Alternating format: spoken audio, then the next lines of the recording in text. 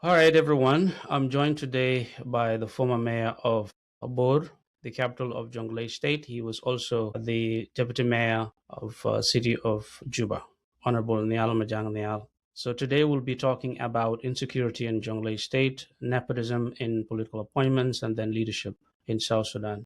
So welcome, Honorable Nhial. All right, thank you, my brother KuirthiyTV. I'm delighted to join KuirthiyTV show today. I'm more than happy to discuss with you from the item list that we have. So, Okay. So I want to begin by asking you a general question about the security of Jonglei State. What is your assessment of what is happening now, given that the SSPDF has gained some ground against SPLM IO forces? So what is your assessment of the security situation in the all country, right, thank you in the very state much, and in the country? Mr. Kuir, and all the viewers of KuirthiyTV show. My assessment of the situation, security situation in Jonglei State as we speak today, most of what is happening today is based on the internet of what is happening, and the security situation hasn't changed that much because when I look at it at the people points of view, people of Jonglei State are still suffering. As of late, there was incident. There are incidences apart from the fight of the IO and SSPDF. There are incidents of cattle raiding, rustling is happening, and killing is still happening. So I wouldn't say the security situation has stabilized as such, despite the fact that the National Army have gained the ground from the IO position. The people of Jonglei are still suffering. As we have heard of recent, 10 people were killed in Duk in two separate raids. And I would want to highlight this thing happened 4 days ago from today and a day before. Two successive days there were cattle raiding in Duk that has resulted in death of 10 people. These 10 people, 7 of them were cattle headers and 3 are innocent civilians. And given the fact that a huge number of government forces, there is a huge presence of the military force, the National Army in Duk, they could not help the people of Duk. They could not help recovering the cattle of the people of Duk. And the same thing happened in Bor concurrently. Two incidences happened in Bor. Women were raped and killed in Anyidi, Payam, in a place called Akolo 3 days ago. And about 75 to 100 heads of cattle were driven out from the area. They were stolen by the bandits or by the cattle raiders, despite the presence of the military or SSPDF in the area. So I would still say the security situation is still volatile, and those are the things that I first talked about. That we as a community we are left vulnerable, and the fact that we subscribe to our government, the government fails in major areas of responsibility and accountability to the people. And in the same period of time, there was cattle raiding that happened in Warab State, where cattle were wrestled in a cattle camp called Gongor in the same period of time. And astonishingly, the Division 9 and Division 4 that are based, Division 11 and Division 4 that are based in Warab and the Unity State, respectively, help recover the cattle. So this actually leaves us to think: are we really the same in the face of our government? If other people cattle when they are raided by armed bandits or armed raiders, the government force failed in other areas to rescue. But in other places, the government forces are used to go and fight on behalf of the civilians. Particularly now, it has happened several times. When it happened in Nyolo, 3 days afterward, the youth from Mayandi crossed to Warab and stole cattle. The government went with the division. The government went. That was in January last year. The government went actually and recovered the cattle that resulted in the death of 4 servicemen from the military. So we are really thinking we, the people of Jonglei in particular, are not being serviced well by the security. So the security in the people Okay. point of view is still the same as it is. Our people are left vulnerable and helpless. Even when there is Okay. huge So presence of the military in the area, let's say for the case of Duk and the case of Bor County, the criminals still come, kill the people with arms, take the cattle away, and the government does nothing. While in other areas, it is the military that respond to such crisis. So I don't think whether there is equity there or we are being treated the same by the same government. okay. So let me ensure this is clear to the people. So you're saying the national army is protecting some communities and not protecting some communities, because the army will say issues like cattle raiding is not the function of the military. So that's a function of the police, maybe, and the state. So you're saying that the army is protecting some communities and not protecting some communities. So that's the argument you're making. Exactly. That is what I'm saying. To be specific on time, as I said before, when the cattle were rescued in Warab, Brigadier James Mayel and the forces of Major General Jim Riandeng actually are the one who went there, and the Puljang on the other side of Unity State to recover the cattle. These are all military. They recovered the cattle that were stolen from Warab, but who and other cattle are not recovered. Servicemen do not even make an attempt. I heard of the one in Duke. They refuse actually to help the people, and to tell you, for those people who know the area very well, the cattle were wrestled in Duke, that is in Duke Padiet. The military is present in Poktab, and there is also presence of the military in Pajut, and the cattle were taken between Poktab and Pajut by the military, by the raiders. The raiders actually passed between the two forces of the military of South Sudan, SSPDF. They could not attempt to stop the cattle raiders who have killed people and looted people property. And this is the responsibility of the government. And it happens in Warab. The government moved to recover the cattle because they know very well these people are armed and the civilian cannot be able to get the cattle from them. But in the case of the people of Jonglei, there is no one instance the government had recovered one single cattle or make criminal account for their crime. So absolutely, we are not equal in the face of our government. Why do you think that's the case? Of course, this is actually what we call the reason why the services are not equitably distributed in the country. The government is glaringly failing to protect citizens equally in the country. It is actually the failure of the government, because the fundamentals of governance, that is being accountable to the people and protecting the people and their property, in absence of the police, because the police, there is no police actually. There is no capable police that can recover the cattle from these well-armed raiders. So it is the military functions. If the military is able to do that in other areas, and when they are present in the other areas, they completely refuse. As I was there, as I told you before, as I probably said in other media outlets, when cattle are raided in Jonglei in particular by the criminal from Greater Pibor area or wherever they come from, you go to the nearby military base, they will tell you it is not our responsibility. So you are left to ask, whose responsibility is it to protect people from the armed group? And what is the responsibility for the government itself? When we say the government is accountable to the people, and the government has the responsibility to protect people and their properties. When people are killed, women are kidnapped, children are abducted, and properties are driven, the cattle are driven away by the armed rebel, by the armed criminals. The government tells you it is not our responsibility. What is the responsibility of the government? And it has turned out that it is not the same when it happened with other communities. Okay. So, as you know, we don't have a streamlined, accountable political system. And SSPDF is basically SPLA, and they still act in the same way they used to act in the bush. Now, what is your suggestion to them? Someone may say maybe the division that is in Warab is more responsive to the people, and the division that is in Jonglei State, it is not. So maybe not a problem of military, maybe it's a problem of leadership in those divisions. So what would you suggest to them? Yeah, the thing is, you are right. This leads us to very vital discussions about the composition of the military itself. As we stand today, everybody reserves the right to think that the military, the SSPDF, probably is a militia. Why I'm saying it is a militia, when they are more aligned to protect other communities than others, they act like a militia group. So if they are responsible for protecting other communities more than others, that means they don't have duty of care for all the people of the Republic of South Sudan. They only care about the people that they think that matter to them most. That tell us what is the composition. That take us to the composition and the task of the military in the Republic of South Sudan. And you can see other citizens would say that actually these are the things that I said the other time. Let's discuss them now, because if we don't discuss them today and then tomorrow, if we discuss them, then it will serve no purpose. You can see today people would say the IO composition, the IO military is composed of a certain ethnic group, because the way they talk, the way they behave, the locality they come from.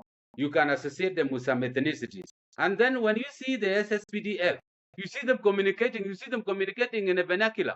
You see them dancing in traditional dance. You see them sing songs that are associated with certain ethnicity.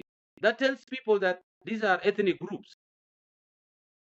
So and this actually characterize why they are more responsive for others than others. So what is your suggestion? What is your solution to the problem? Because at the end of the day, we want... suggestion is to have a responsible national army that is composed of all citizens. That composition will have a national outlook and duty of care for all citizens, and that is what our government should do. Okay. So I want to bring it back to the issue of SPLMIO, because we live in South Sudan. We have ethnic realities, we have political realities that we cannot ignore. So some people may see this and they easily tribalize this, that the army itself is predominantly Nuer. The political leadership of SPLMIO is composed of different ethnic groups, so that tends to complicate things. So how do you solve this, where you say, okay, we need the national army to be multi-ethnic, but then you also have the IO on the other side? So as people talking on national issues, how do you square that circle? Of course, what happened in the beginning, that take us actually the grievances of the people of South Sudan are similar, but the country is ethnically divided to a point that I am a Dinka. I am comfortable with injustice of the government because the figurehead is a Dinka, and the things that actually took us, that made the South Sudanese people to take arm against the Sudan government. Most of these things include lack of public service and what we call the marginalization of the Southern. So citizens who feel more marginalized are more likely to uprise against the government itself. And these citizens who feel the failures of this government and they don't have a reason to keep quiet. So what we call people uprising does not happen spontaneously. It does have a beginning place. Like what happened?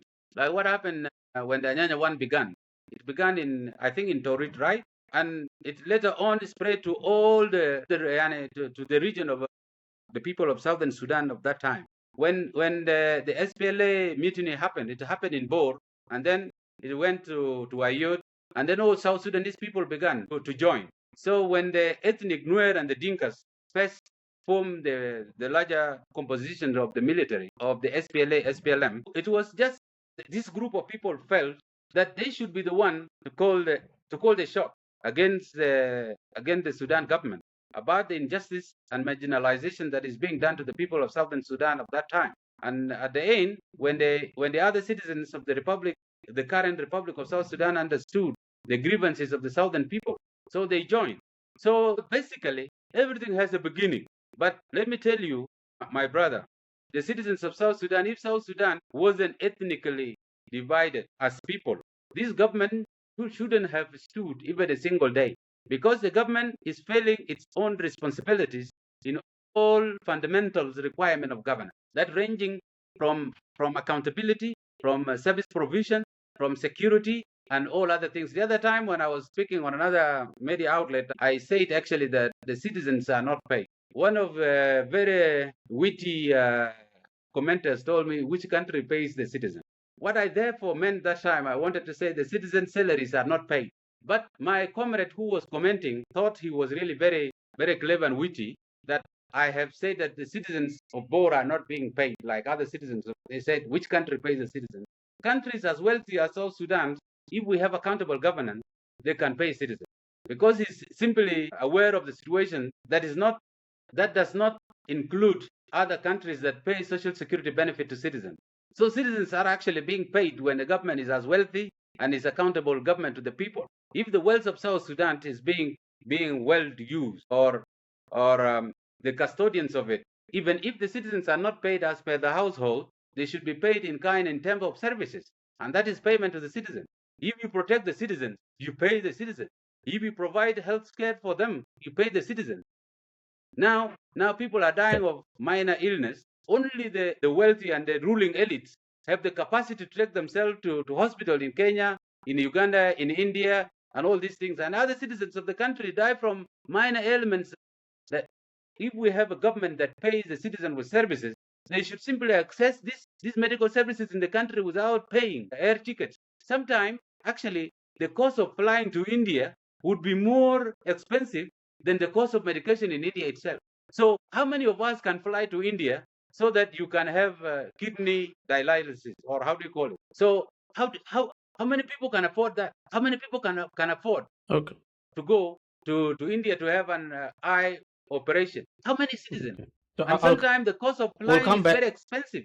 So if we had government that is actually responsible for the citizens, not only the ruling elites had the monopoly of seeing the doctor.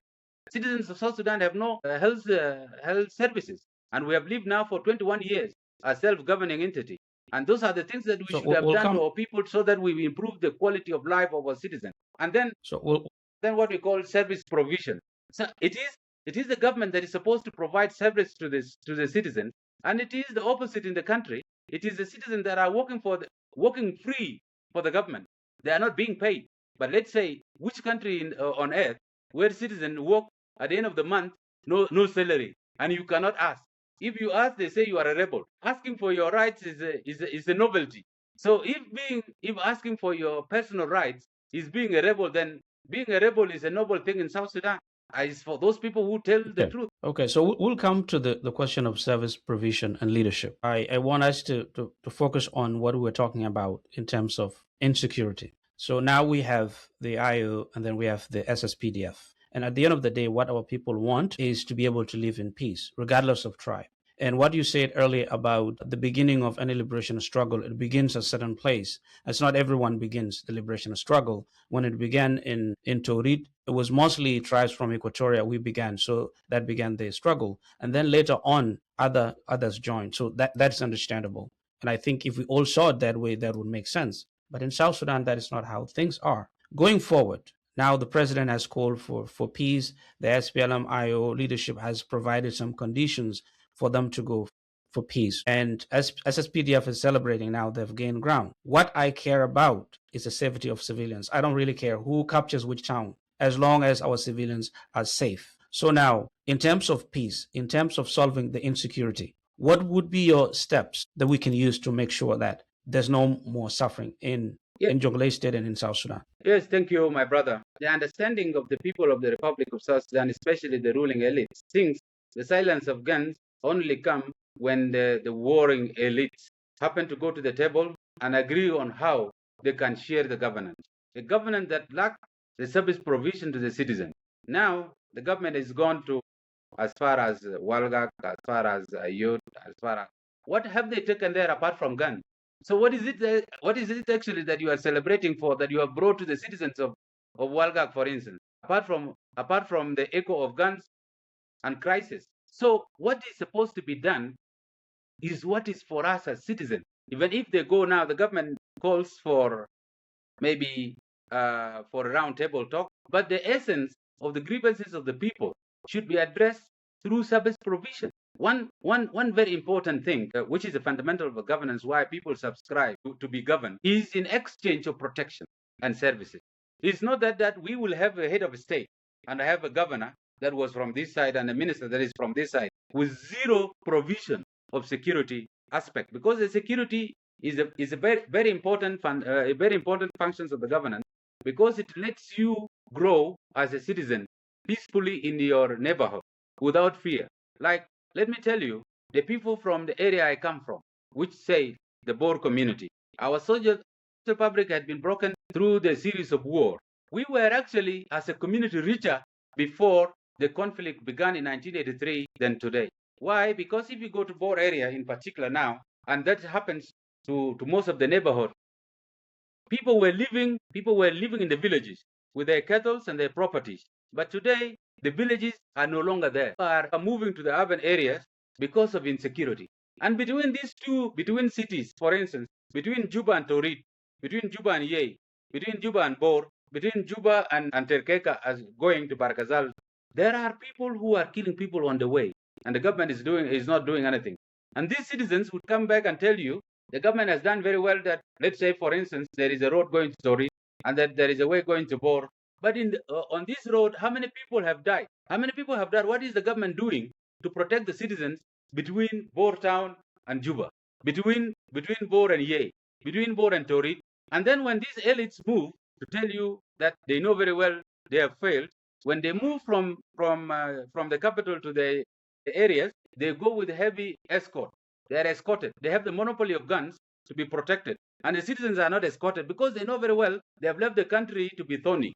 So if they want to go home, they go with a heavy military escort because they know very well, as for instance, if you leave from Juba going to Bor from Mapao, Mogere, citizens are killed. So there is a chance being killed there. I, for once, if I move from Juba to Bor, I go praying all the way to Bor because I feel like when I get into the vehicle to go to Bor, I don't feel that I will reach to Bor.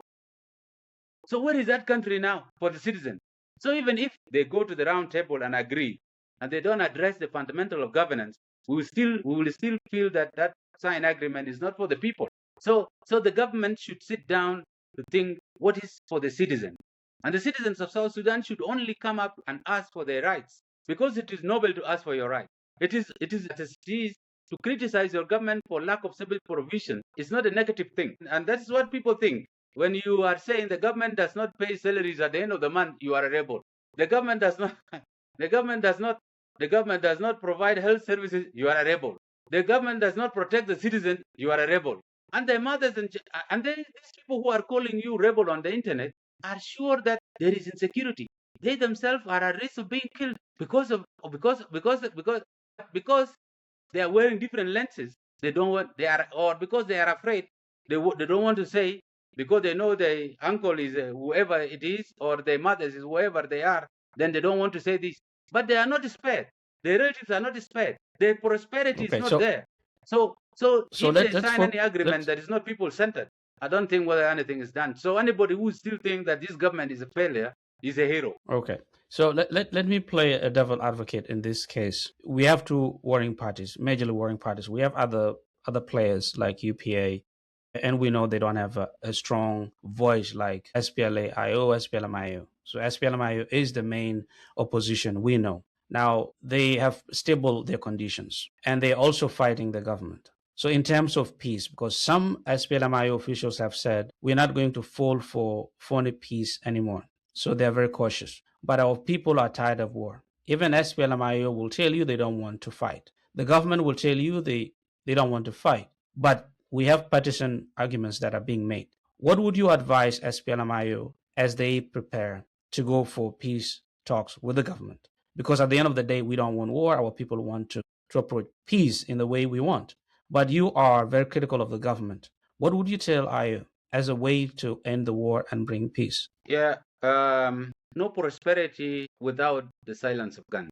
So war is simply a tool to provide or to ask for people's rights. But when the rights of the people are provided, I would simply ask the IO and the other warring parties not only to ask things that belongs to the elites, let them provide real issues of the people. And when the government address these things, that is the government we want. So I would not advise anybody to continue fighting if accountable government and transparent government is in place. If the government promise, because like let's say in our country, the government is able to do all this, people are able to be at loggerhead to fight every time so that we avoid election. The transitions is transition after transition, transition after transition. The last time the elections were held in the Republic of South Sudan was 2010. 2020 there was supposed to be an election. 2020 another election. 2025 another election. But because of crisis that is induced by the ruling elites to avoid accountability and legitimacy. So if the government provides the fundamental of governance together with the warring parties, then I would advise everybody that is fighting to stop fighting, because fighting is a distraction. So, and the government should be responsible to provide what is needed by the citizen. Otherwise, citizen would ask for alternative governance. And that is what I'm saying. As a person, when the government failed to provide, citizen look for alternative. Here's the challenge. The government sees itself as at war. So that's the lens through which they approach this. And you've talked about elite. This is elite centered. And we've never had a peace agreement that is for the people. Even SPLMIO, they talk as if they are for the people, but at the end of the day, the power sharing is for the elite. So what would it look like for the SPLIO and the warring parties if they go for Tumaini and others like UPA and then SPLMIG to have a peace agreement that is people-centered, as you say? Because they are elite, as you said. What would it look like to have a people-centered peace agreement? Yeah, my advocacy should sensitize the citizens of the Republic of South Sudan to ask for their rights. So citizens are the vehicle that ask the government to correct its ways of doing things. So if the next government comes, actually sharing the position is for the elites everywhere. But that sharing of the government positions should provide for the citizens the necessary, equitably in the country. So if the next government comes, it is not upon the government. It is upon us as the citizens of the Republic of South Sudan to bridge the gap of understanding. You do not have to keep quiet to ask for your right because of who is the leader of the government. Your right is your right. Now, let's say, I know for once, citizens of many people in the Republic of South Sudan are not at school. Even if you are a military officer, your children are still not going to school. But children of very few people are going to school. As I have said before, the incidence of accessing medical services is only for the elites who have the dollars in their hand. And the dollars actually, for other citizens of the Republic of South Sudan, for you to see a dollar, you must have a person or a relative who lives abroad. But these elites who are leading the country, they don't get paid. The citizens working for them are not paid, but their pockets are stuffed with dollars. They can afford to fly to access a medical service that is probably worth $100. You fly to Nairobi with $1,000. So if that money, if they use it to provide primary health care for the citizen, this person would be able to access this medical service in the country for less than $100. And then you spare another $1,000 for other services. But they make sure they make the fund available for them to fly. So if the next government comes with the same attitude, I'm asking the citizens of the Republic of South Sudan to reject it. People should uprise against the injustice that is being done to the normal citizen. And that brings us to other things. So citizens of South Sudan should bridge. The only way to have a responsible government is the citizens of South Sudan to understand their right. If asking for your right is being a rebel, then let us all be rebels. Yeah, let us all be rebels. Let us uprise against the failing government, whether it is this government or another government. If it fails to provide a service to the people of the Republic of South Sudan, people should uprise against it and change it for better. Until when we achieve a responsible government that provide the fundamental governance equitably for all the citizens of the Republic of South Sudan, therefore we would sit at ease. Because now we are made to be enemies of ourselves. You see the elites talking about ethnicities. You see the governor, you see the minister talking about a certain tribe having done this thing to this tribe. So what are they doing? They are polarizing the citizens. So the citizens grow as the enemies of themselves, while they themselves are the enemies of the state because they are not providing services to the people. I, for once, I do not need to be a government official if there is peace in my payam. I can go and be a farmer. But today, if I am a farmer in my payam, many people have been killed in their own farm. So I risk a chance of being killed. So that's why now every citizen lives in and then people grow every day. We are growing poorer and poorer and poorer because we could not provide subsistent assistance for our families. So we live, all of us in the Republic of South Sudan are made to be beggars. The resources of the country have been compressed to very few individuals, elites, and I'm failing not to say families. I just want to say elites. Okay. I just don't want So want to say to few families because people will think that I'm targeting some people. But to elites who have monopolized the resources of the country, who have monopolized positions. Do you think that if all citizens are not assessing money, where does the government still exist? Citizens are not being paid. The civil servants are not being paid. What I mean is that the citizens who are civil servants are not being paid. People in the service are not being paid. But these people are still thinking that there is government and that they still drive vehicles. Do you think we are equal? We are not. They are actually monopolizing the government resources for themselves as elites and their families. Okay, so this brings me to the question of nepotism, and we'll connect this too. And there's been a talk about senior government officials putting their children into position of power. And some people say they are qualified, so there's no problem if Mabiuri John Garang is a minister, Tongokwal is a minister, Dut is a senior advisor. These people are qualified. So there's no problem with that. Some people see a problem with that because it is not just a question of qualifications, because there was no any competition that was open to everyone where you can say, okay, here are the candidates, and if the daughter or the son of the senior official is the most qualified, then they have that right to be selected. So did that happen? So what is your assessment of that? And you can connect that with what you were talking about, elite having control, resources, and power. Of course, thank you very much. My personal view in regards to this, it is obvious, and I believe very well I share the same view with many South Sudanese elites, especially the capable and the educated citizens of the Republic of South Sudan. Of course, qualification is not denied. Some of them are qualified, but equally qualified with other citizens. So if other citizens' qualification doesn't work, if my qualification, as for instance, or your qualification doesn't work, if your other colleagues' qualifications are not working, and only yours are, and your qualification is working, so that is nepotism itself. Because we are not saying the citizens of the elites cannot be in the government, but they should be in the government with the other qualified colleagues. They should also have people should compete with them, but these people, you cannot compete with them. Whether you are more qualified than them or are you equally qualified than them, what they access cannot be accessed by other qualified citizens of the Republic of South Sudan. Therefore, the acquisition of position is through nepotism. And if they are ready to argue with us, let them come out and let's argue together at a round table. So that, because for a job to be given, for instance, if my child compete with any other person, I'm the employer, I'm the one who actually the parents are the employers themselves. If this position is available for my child and other citizens who have equal qualification with those ones, and then I happen to choose my son or daughter, that is in a. But if my child is the most qualified person among the people who are available, then it is his or her right to be appointed. But they cannot prove that. They cannot prove that because one thing that is happening, most of the other citizens who have the same qualification as them do not have the same competitive advantage. What is more qualified in South Sudan today, let me tell you, is a surname. I want to put it very, very clearly, is a surname. Surname is more qualified than the papers themselves.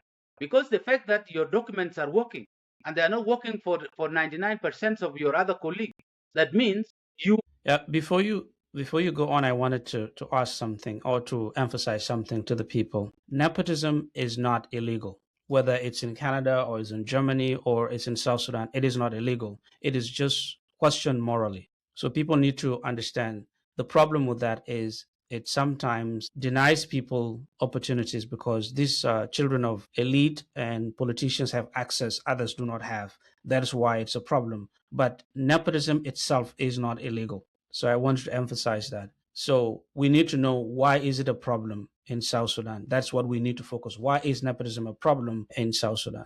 That's what we need to emphasize. Exactly, I share the same opinion as you. That's why I said in the first place, if I am the elite, say for instance, that one does not mean my children or my relative do not have to work, but they have to have equal opportunities with other people. If my children or my relatives, all relatives have easy way to acquire positions than other citizens, then that is why it is wrong.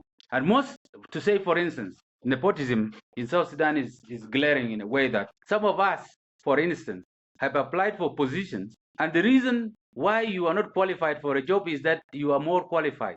You are what? And then the person with least qualification is taken for a position. So therefore, my qualification doesn't work. Your qualification doesn't work. But if you apply, or some of these children actually, for instance, are not being given position because they apply. They are actually being given without even asking for. And there are citizens who are asking for those positions and they are denied. So that is actually the clear case of nepotism. You will find, for instance, a certain person is working in a position and another position is seen as more lucrative than the other. He or she would be picked from this position and be taken to another position, not because of performance base, but because he's a favored, he's a person with a good surname. And to be specific, I was one time as an engineer changed from a position with a person who doesn't even have a certificate, primary school certificate. So that person and that at the position I was holding, not for Bor, when I was in my other position, technically responsible for what? For infrastructure growth. on how to oversee the infrastructural growth of the city, and then bringing in somebody who doesn't have even a primary school certificate to manage the infrastructure of a city, and is clueless about even the rights of the citizens, the environmental rights and access rights, and all these things he doesn't understand. His qualification is what? Is a surname. This person has an employable surname more than others. And you see, to see that what I'm saying, when the nepotism is wrong, when you see these people who have employable surname, they are never sacked. Citizens of South Sudan are changed every day, but you never change them because their surname is more employable. If they get changed, they move from this position to another position. So that is a clear case of what? Of nepotism. And we need to talk about them now. It's not about hatred. Some people will text me, say it is about, is it hatred? No, it is not hatred. It is a glaring truth that need to be said. And these are the things that we need to change as a country if we need to move forward. These citizens, these children of elites need to compete with us equally. So if people are being changed, let them be changed as well like other citizens. So they are not touchable. And then if you touch them, because actually what is happening now is this: there is a fear of repercussion. Everybody else needs protection. So the previous governance of the 10 states after the election, when the governors were elected, they have what? They have the freedom to nominate people because they are not afraid of being sacked. But when the issue of nominations and the sacking of the governors themselves, nobody is secure. So what they do, they rush to employ those people who have employable surname so that they are protected. So once you employ a certain a good number of people who have the state protection, you will stay longer in your position. So they will come and tell you, they blackmail you as a governor. Let me tell you this one thing. Let me make it very clear. They will come and tell the governor, I need to be a minister of finance, or I need to be a mayor, I need to be a minister of local government, but I will protect you. So the governor employ these people for their protection. So the children who are more connected, even the governors themselves are afraid to talk to them because they know actually why the governor is there. They go and lobby for you as Kuir to be a governor of X, and then you are made a governor, and then they will take what they want. So they will accept the governors, even the governors are being held hostage by the elites and their relatives. I have exposed what other citizens will not be able to talk about, but this is the reality. Okay, so there are two things that we need to emphasize in this: that name recognition is not something we can deny. When your father or your mother is known, any space in which you go, people will recognize that. And what you said, I can suggest the son or daughter of a prominent political figure for a position, and that buys me political will. That's what we were just talking about. So if I suggest the daughter or son of a prominent figure, I'm looked at favorably. So if I go to another space, they may actually allow me to get into a position I would not qualify for. So that's what people don't understand. It is not just about suggesting them that they're qualified. It's also about political will. The other part is, why is nepotism a bad thing? Because it brings people who are not qualified to a position where they cannot advance the progress of the country. So we need people who are qualified, whether they're engineers, whether they are doctors, whether they are civil servants, to be able to advance the future of the country. That's why it is bad. It is not just about, as you said, hatred or jealousy or things like that. Yeah. So it's about advancing the future of the country. It is actually caring about advancement of the country and equitable sharing of opportunities for all citizens. And it is not about hatred. But other people think when you talk about this sensitive thing, there is a person X or Y, you are more inclined or to say something about that person. But when it is wrong, it is right for the citizen to say. So you are right. The political will is there, but let them not be out of competition. Let them compete with other citizens who have equal rights to compete with them. But if they happen not to be untouchable, then that when the citizens are able to say the opportunities, because now let's say a nepotism case, one case. I want to be very specific. Of late, there are positions that citizens of the Republic of South Sudan have completely left for other regions they don't ask for, regardless of their qualification. Let me cite one ministry to be specific. The Ministry of Finance of late. The government is hiring people from one particular state, happen to recycle them even 1 or 2 or 3 more times. The other citizens who have equal rights, I cannot be probably a minister for finance. because I don't have the capacity to probably to oversee that docket. But there are other prominent South Sudanese people who have the right qualifications, who have even worked for the World Bank, for international military organizations, who have the capacity to transform our economy in the Republic of South Sudan. But these people, they don't even try to apply because they know very well where they come from, you are not qualified. This is the case whereby nepotism or favoritism is detrimental to the advancement of the country. And us as a society, we need to criticize this thing to be corrected for equal opportunities for citizens. Why can't we have another competent citizen in the Republic of South Sudan coming from other 9 states of the Republic of South Sudan? Why do they have to come from only one state? So let me ask this. For me, I'm not into the distribution of positions based on region. I'm into whether someone is qualified. Let's say, for example, Dr. Bach was hired and then fired and hired again. He's qualified. What if all the positions coming to the Ministry of Finance are all qualified? Would it really matter whether they are from one region, as long as they're qualified and they serve the people of South Sudan properly? Yes. Would it really matter whether they are from one region? Yes, it matters only on restricting the scope of qualification. If Dr. Bach was tried before and the economy seemed to have collapsed in his hand, then those merits or demerits upon which he was hired and fired, they probably are still there. So another citizen who have equal rights, because Dr. Bach is qualified. But there are other citizens who are qualified like him or even more than him that are not tested. So if Bach, for instance, and I did not want to discuss name for this, and I want to apologize for my brother who is a qualified doctor, a personality is a very good person, Dr. Bach himself. But Dr. Bach should equally compete with other citizens. So if I am tried in this position and my qualification did not help the economy of the country, we should have tried another person. So by restricting the scope of qualification to one region, that is a problem. You understand, when it comes to selectivity, a biased data. So we want to a qualification does not only necessarily come from one area. So when a biased data is used to select more qualified person, so it's a problem. Okay, let me push back a little bit, because I can see some people in the comment section agreeing with you. So someone mentioned here that regional distribution of positions matters everywhere. Even in Canada, we have a push for what is called affirmative action, because people were somehow marginalized in the past. They need to be given some position through some institutional policy. So that happens everywhere. But this is a personal view. Now, what if people who are from, let's say, Warab State, and they are all employed as the Minister of Finance, and they ensure that every state is allocated funds appropriately. All the roads are built, all the schools are built, nothing goes wrong in the country. Again, would it really matter whether the citizens of South Sudan the ordinary citizens of South Sudan like myself will not notice their mistakes? So it will be the elites who have the right to compete with them that will complain. But that one will be very significant. But now you have appointed the ministers of finance from one region and they have all failed. They have all failed. So we as the citizens have a problem. The data where you are selecting people from has proven to be not to be viable data.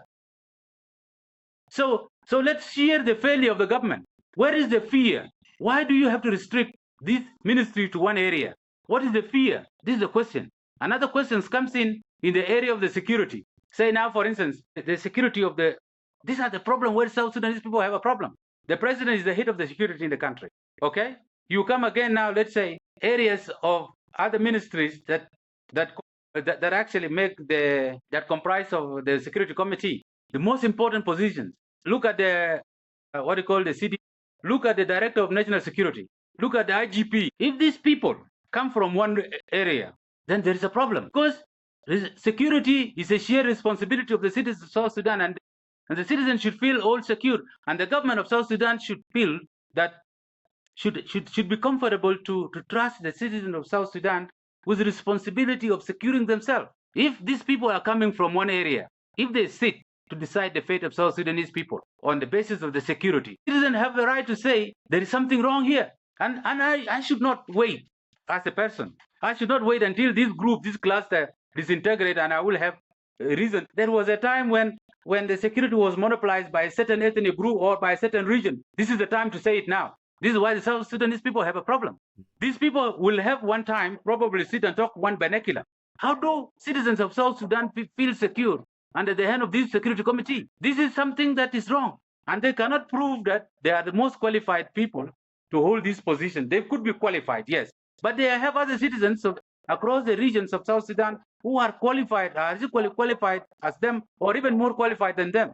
So the president should hire people of South Sudan in positions where they should see equitability, where people of South Sudan should feel comfortable. When these people make a decision, then they don't feel that they are being targeted. But if these people are coming from one area, I for one still think this is not right. And I need to say about it now. I need to go on record today to say when you can prove to me that how do South Sudanese people subscribe to this security committee that come from one household? I would say one household when they come from one region. And we have other regions of the Republic of South Sudan. Other citizens will think probably if they are Nuer, they will say they are Nuer. But probably these Nuer are from Mayom. If all these people are from Dinka, probably they are from Gogrial, or they are from Warab, or they are from Bor. How do people of Bor sit in the security committee and think that this is the security committee of the country of South Sudan? This is wrong. We cannot say that we are more qualified so that citizens of South Sudan should feel secured by us. No. Okay. So I do agree with you when it comes to... By saying this, somebody is saying, I'm a rebel. So actually being a rebel is a novelty in South Sudan. By saying the truth, you are a rebel, then let me be a rebel. So I think that the question of characterizing people as rebels is silly, and we all know that. I agree with you when it comes to the security sector. There's no way people from one ethnic group are the members of the security committee. That is wrong.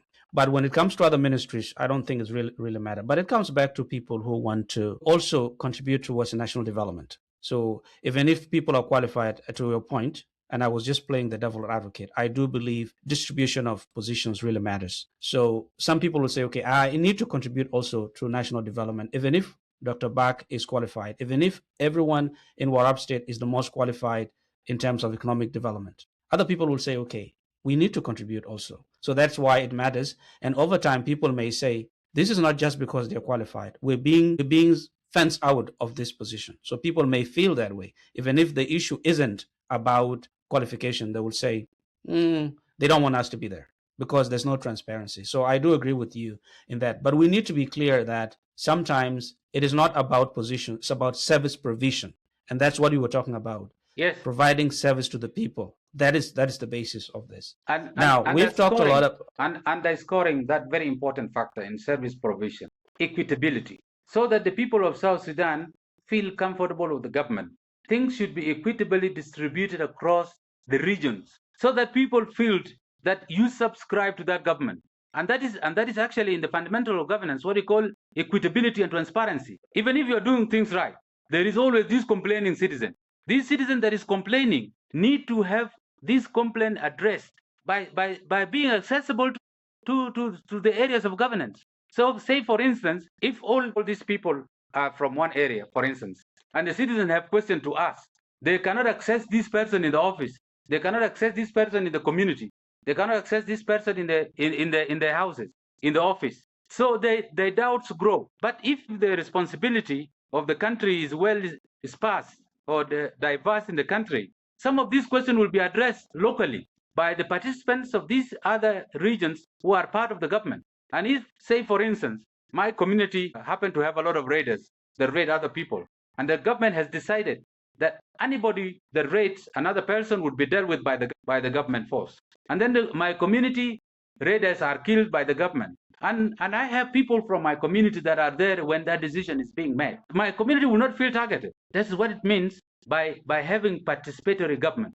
Participation is very important. It underscores qualification. Of course, if services are being provided, as I told you before, the elites who feel fenced out from positions will complain, but the citizens will not complain. But now the services are not there, and then people are having the monopoly. You see now at times when the Dinka people are because of the government itself. Initially, South Sudanese people did not even know. They would say the government is a Dinka-dominated government. But now they are beginning to see it is the elites who have the monopoly of the leadership.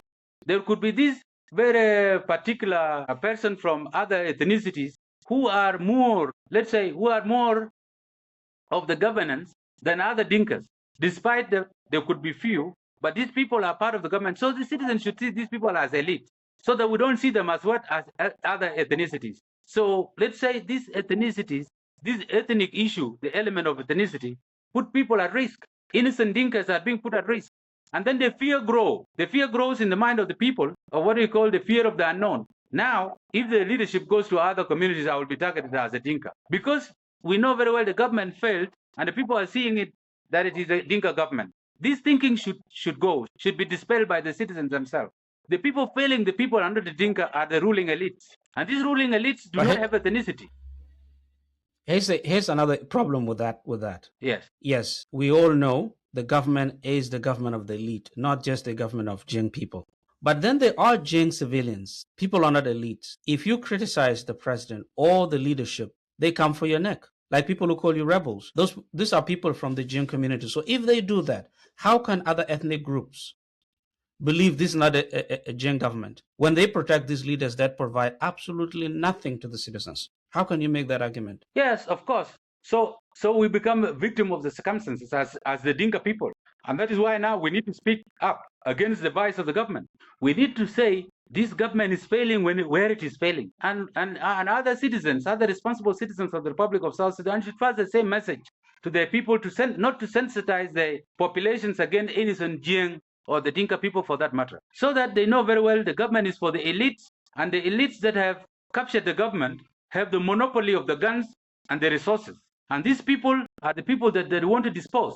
So that collectively our citizens should rise. People who think that this government is failing should rise and ask for the change. Change of the government itself, or change of the attitude by the ruling elites to be able to provide the citizens the services that they need so that they can go silent. So it would be the argument that they will have with the ruling elites who also want to have the same position.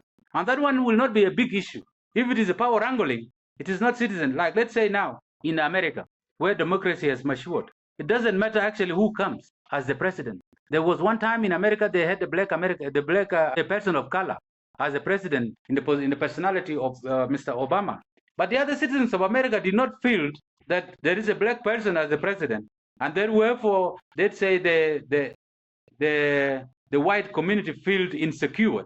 No, the government was meant to be the government of the people of America, provide the same equal services to the people of America, so every citizen felt secure. So regardless of their color. So this is what we want. We want that maturity, and that is what I said in the beginning. What we want to advocate for is to bridge the gap of understanding. Now, for us, I said for once, I want to probably not to probably to buy your terminology of being the devil advocate. So I want to be the devil advocate in the sense that we are saying the government is failing.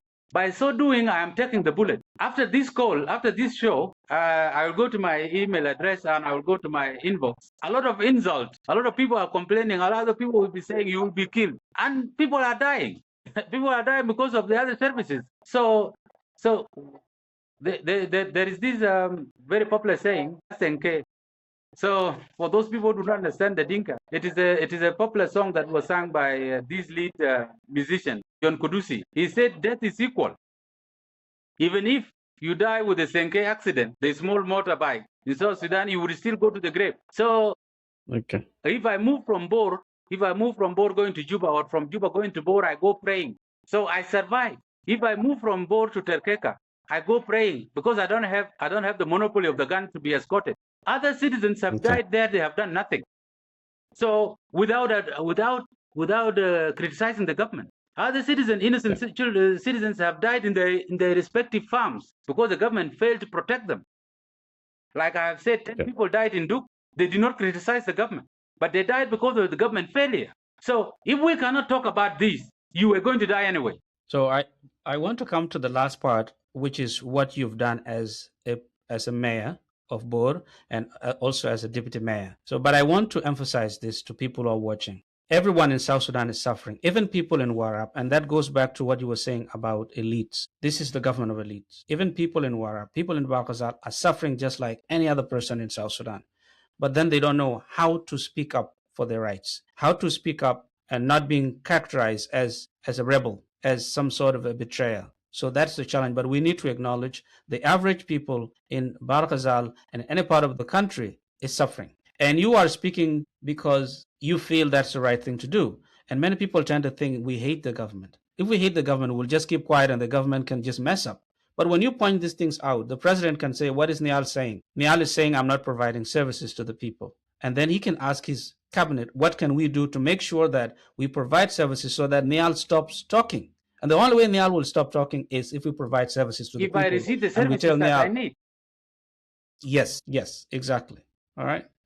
So thank you. I want to come to this. That question. And people, yes. So people are asking, you were a mayor of Bor-Town. So you were part of the system. You were also deputy mayor of Juba. People will be asking, as an official, what did you do that you can speak today to the people and say what the officials are doing today in Juba is wrong? You were part of that system. What did you do as an individual? Yes, or as an official? This is a very important questions that ask me about accountability, personal accountability and collective accountability as a citizen that has a position to be able to change people's life. This is a very important question. I would humbly start by saying government work as a holistic system. As a system, in the military we say the commander intend.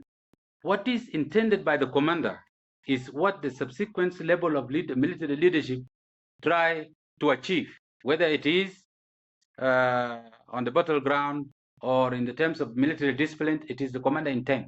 So that is what we say. If you see a rogue officer, a rogue military or a soldier, tell me about the officer. The officer tells you the attitude of what? Of the individual soldier.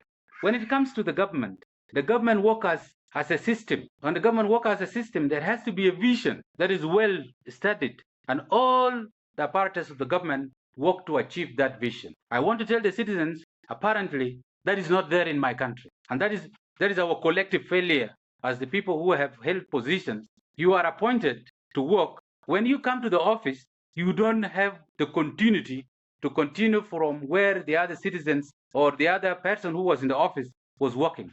There were no short-term, middle-term, and long-term goals upon which you are going to do what? You are going to be supervised against over a period of time. So there is no continuity. When there is no vision, there's nothing that people are working on. So you try to devise on how you work as a person. I had difficulties for once. In my first employment when I was appointed as the mayor of Bor, I had a specific task. I happened to have the leadership that has a clear vision of what is to be done at my scope as a mayor, to develop the infrastructure, to keep a cleaner city, to keep law and order, and all this. I tried my best at that time, but I had difficulties. It was a newly created institution, and the person who had that vision was immediately referred to another position. So I lived in that position for 2 years without a budget. I managed Bor municipality for 2 years. 2013, 2014 without a budget. So it became really very hard to manage an institution without its budget. And then when it comes to revenue collection, that was exactly the time of the crisis where Bor was a ghost town. That is when the crisis of 2013 happened. So that period of time, there was nobody in the city, so there was no market, there was nothing. Comes 2015, my challenge, my burden was eased a little bit. I managed to speak to the people and I showed the people that I can work. Some members in the parliament understood there is a need for budget to be allocated for Bor municipality. So, and the people who were responsible for drawing the budget included Bor municipality as an item of governance. That is through my third year.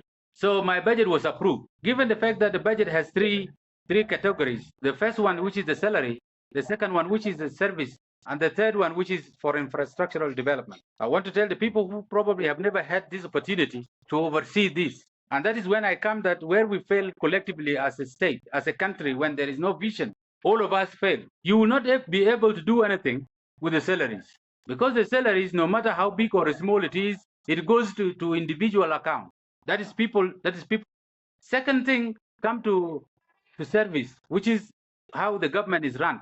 This money is not there. It is figuratively, but you have it, but when you ask for it, it is not there.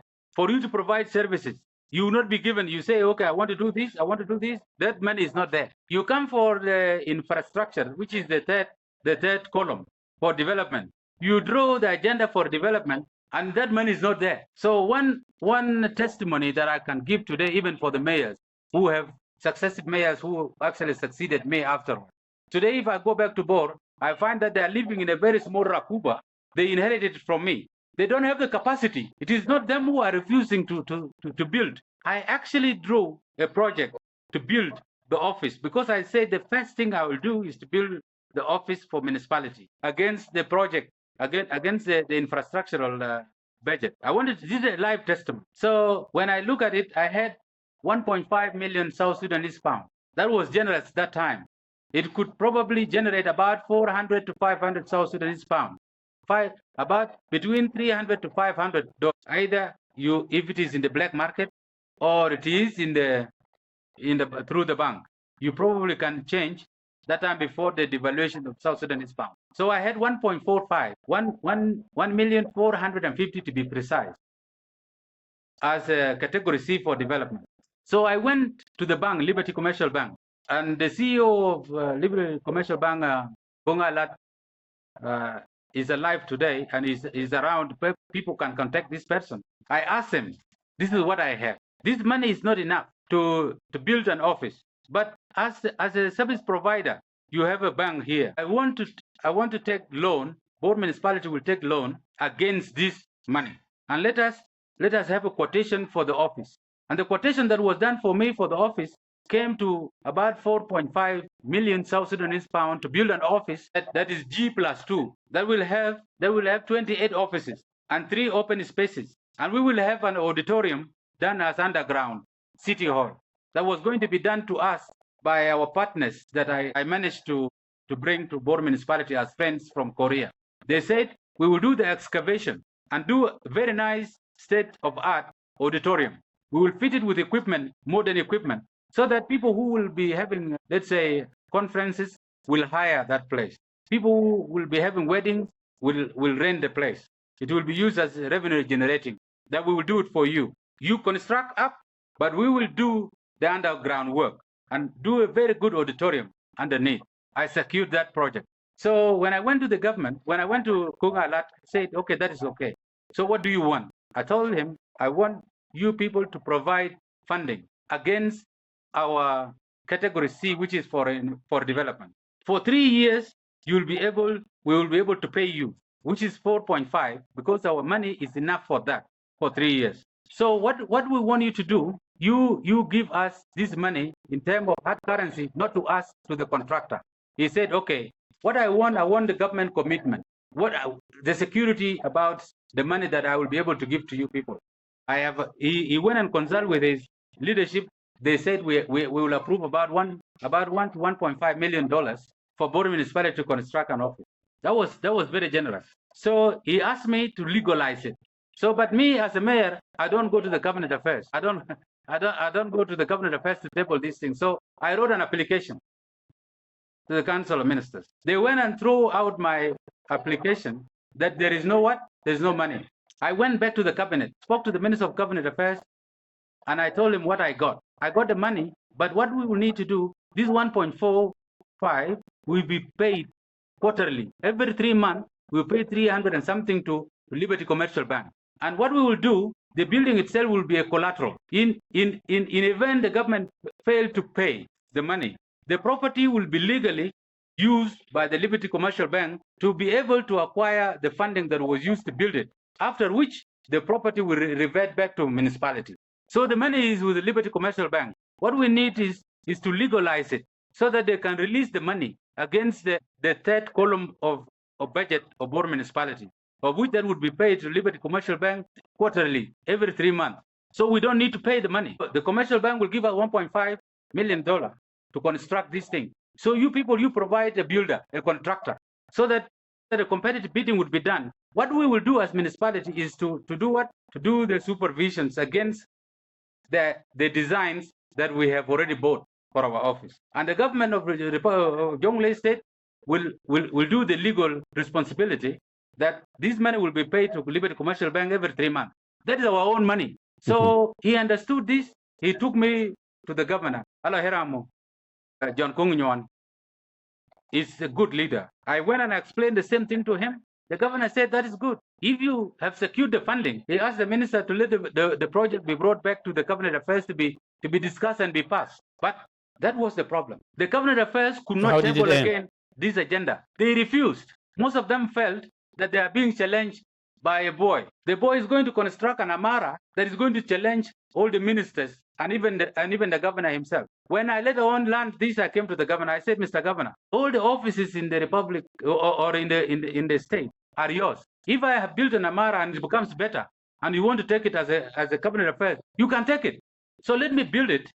And if you like it, you will take it. You will go take out the things that are written in the office of the mayor, not even be written, say, secretariat. And then you will give me another office. If all the ministers go there, all these are, because 28 offices, 16 of them were going to be what? Self-contained. So these ones were going to accommodate probably the whole cabinet. And the three open spaces, some of them can be used as what? As a whole for cabinet meeting. So the whole cabinet should even have gone there. And then the three other places, by now, the secretariat would have been built in the name of Bor municipality by the government, should have been a government of Jonglei State seat. I said, there's no problem, you can take it, but let me build it. He said, it's not me. The ministers are not bringing it back, and I don't bring the agenda. I don't draw the agenda. So the ministers refused to discuss it. That was my glaring failure. And there is no resource for you to collect. Even now that the town is there is market. The government collects the money, put it in the government coffers, and if the mayor asks for the money, the money doesn't come back. So the mayors cannot. So they will continue staying in Kuirthiyah forever, whether it is in Bor or in Akobo or where. If the money is collected and goes to the government account, you will not be able to get it back and build. So this is a collective failure. So there is a lack of will of governance to provide services to the people. Where the money goes, I've never been what? I've probably never been responsible for what goes on in the government account. The account that we had is only for the citizen to receive their funding. And so that money was not even being paid to the account. It was being paid directly through the Ministry of Finance. So Bor municipality had never owned an account. So whatever that I managed to do, I probably was working with the NGOs. Most of my success came through support from the NGO. When I went to what I have achieved in Bor, I achieved a few things. I made Bor to be the cleanest city in the Republic of South Sudan, and so many people can see it. It was actually gazetted that Bor is the cleanest city, because that thing did not need money from the government. It needed me to enforce. So I tried to enforce this thing and made it a culture that we need to clean our city. Littering was made as a crime, and I would enforce what you call mandatory general cleaning every last Saturday of the month. Every household, every ministry, every institution had to come out and clean. And then I, for once, after cleaning my own residence, I moved to supervise the work of the people in the locality. And then I will call you out if you have not cleaned your environment. So that became almost as a culture for the other 3 years I was a mayor. Bor became a very clean place. To enforce that, we made it a crime to bring plastic back to Bor. The polythene paper was a crime. I brought out a local order that we do not have to have it in the market, and the citizen accepted. But after I left, it reverted back. Now you see Kabera in Bor. So that is actually how we are retrogressing. When I went to Juba City, I implemented that zero tolerance to plastic bag. It was resisted for a while, but after that enforcement, because it is already a national policy in the government of South Sudan, Cabinet Affairs, in a sitting that was presided over by the president, decided that polythene paper should be prohibited from entering into the Republic of South Sudan. But it's still, at the border entry places, the criminals still allow it. And we, the local government, were asked to enforce that order. I enforced it. I was threatened because I am in record to have banned truck of plastic bags. I have emptied stores that were storing plastic bags in Juba. When I get it, I go and empty it and go and ban it. You can check it on the internet. It is there. That is when actually when the BBC people came and interviewed me for the effort that I have done to make sure that South Sudan is environmentally clean. And I'm in record in that there is a video with the BBC. My work was recognized. Thank you. So I tried what was in my hand to do, but that was not enough. Okay. So thank you. I wanted to bring that one up because it is really vital for people to speak on what is wrong. They also provide solutions, but they also talk about what they have done. And that is why I was insisting for you to talk about what you've done so that other people can see that you're not just talking about criticizing other people and what other people have not done. That is really vital. We're coming towards the end because I usually want these talks to be just 1 hour. We've gone over an hour and a half. I want you to touch briefly on what you've done as the deputy mayor of the city of Juba. Just briefly, some of your achievements so that people can see that you're not just talking about things you've not done or just pointing out the mistakes of other people. Okay, some of the very important things that I want to talk about. One of them is having made sure Juba was somehow clean by the time I was there, especially the issue of the plastic bag that I spoke about. We provided biodegradable so that our environment will be able to cope, because Nile is shocking from the plastic. And one of the things that I was not able to do before I was moved, it is the issue of enforcing certain standards to Crisala. But anyway, we've talked a lot about other things. So if he doesn't come back, so we'll end the show there. Thank you, everyone who has been watching. Thank you for your support. We'll bring you other guests that will inform you. So thank you.